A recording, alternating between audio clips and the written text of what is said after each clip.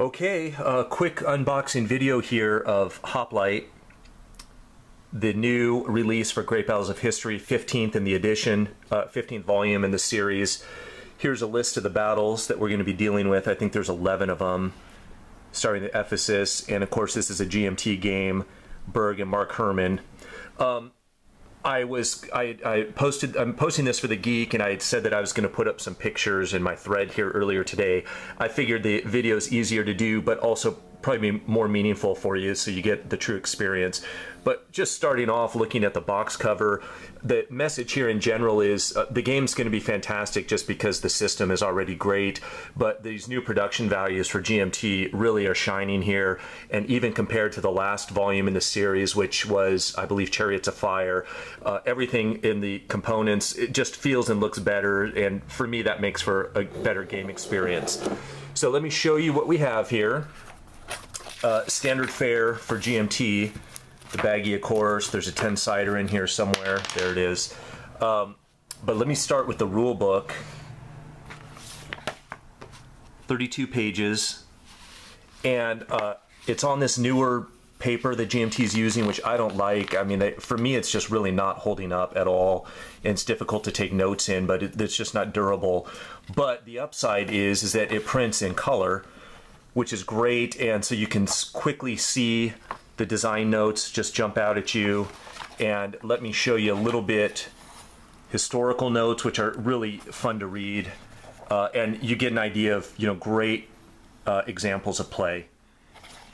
So the color really helps, and I feel like they've designed these a lot better, the examples of play in this book, so that there's a lot more clarity. I read the rules last night, and you just get a lot better feel for the game. Now, some of that might be that I'm familiar with the system, and it's primarily the same. There are some changes to represent the period, but I think the rule book is just done really well because of the color.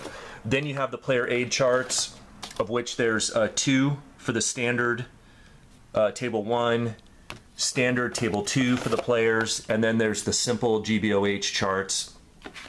But you can already see, you know, it's good card stock as always, but here again, it's in color, it looks great, and it makes it just such an easier reference tool just to follow the hit charts and then the various, you know, modifiers, cohesion, terrain.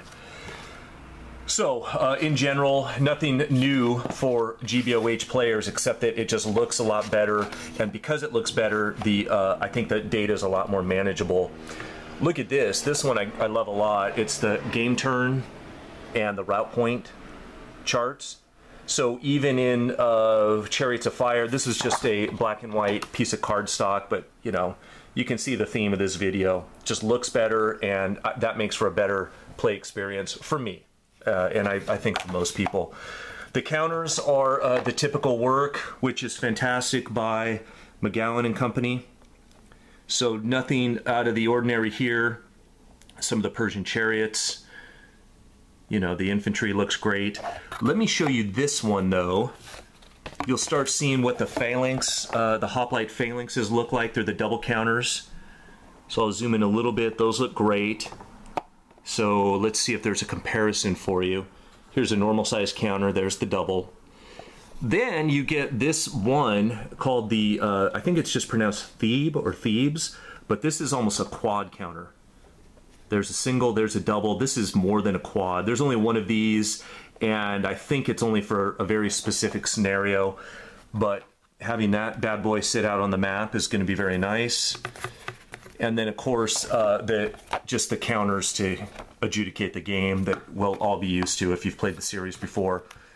The maps, of which there are, I believe, 6 when you count the front and back. And some of these look great. No surprise here, the maps always look good for this series. But I'm just going to give you a quick taste. Look at this.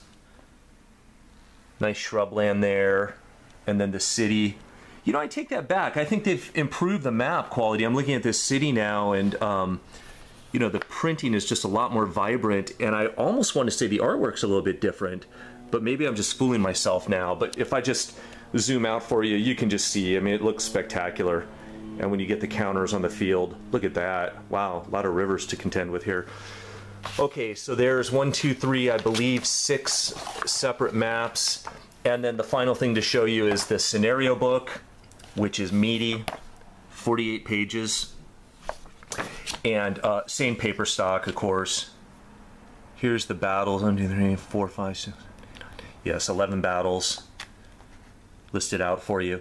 And then you can see the color is the same as the rule book, but it makes a huge difference. I mean, even look at the setup. Very clear and straightforward. What's happening, who needs to go where. Zoom in on that for you. And then I just wanted to point out, flip through some of this for you. But look at some of the counter density on some of these scenarios. Yeah. So it's a phenomenal effort is the long and short of it. I hope it arrives for everyone soon.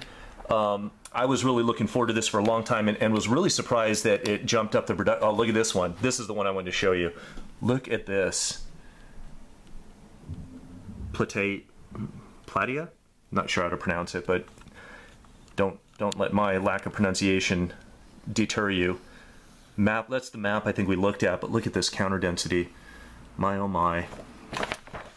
Okay, so another home run from GMT. There's Hoplite. Hope everyone gets it soon, and I hope you enjoy. Bye.